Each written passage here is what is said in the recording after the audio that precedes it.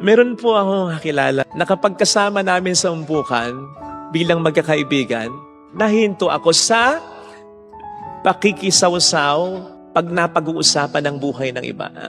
In other words, chismis. Ayun. So, yan. Kahit pare, chismoso rin minsan.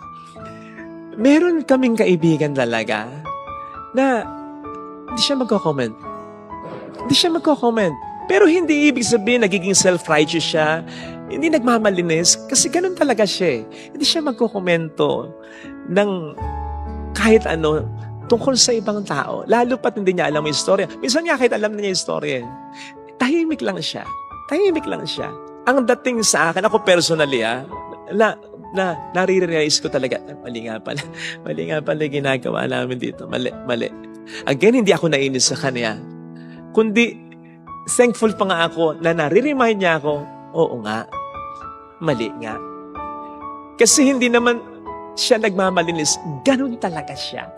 Ganun talaga ang karakter niya. So yung sinasabi natin dito, no?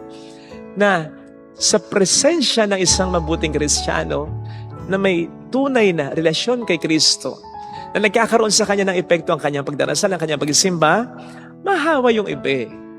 Mahawa yung iba. Gayun din kapag likas na matulungin ka, kapag likas na mahabagin ka, matyaga ka, kapag sa trabaho ay binibigay mo talaga naturally ang best mo, kapag may kusang palo ka, kapag may malasakit ka, kapag mapagpatawad ka, kapag mababang loob ka. Ang magiging epekto nito, usually and hopefully, mahawa yung iba, makonsensya yung iba, na ikaw yung parang maging konsensya nila na ito yung tama na gawin mo. Hindi tama yung ginagawa mo. Again, naturally, hopefully, kasi minsan talaga, katulad ng nangyari sa ating Panginoon Jesucristo, nainis sa Kanya ang mga eskriba. Nainis sa Kanya ang mga Pariseo. Pwede rin kasing ganun maging epekto na mainis sa iyo yung iba. Pero tulad din sana na ginawa ng ating Panginoon, na natiling ilaw at hindi namatay yung liwanag niya, hindi siya tumiklop.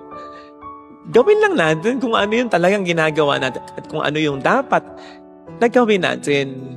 Regardless kung anong maging epekto nito sa kapwa natin. Lalo pa kung ito ay makaka-offend sa kanila.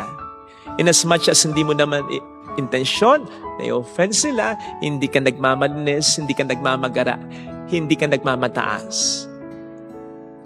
Yun lang talaga ang natural na reaksyon ng mga taong walang malalim na relasyon sa Panginoon, ng mga taong ayaw ng liwanag kasi gusto nilang manatili sa kadiliman.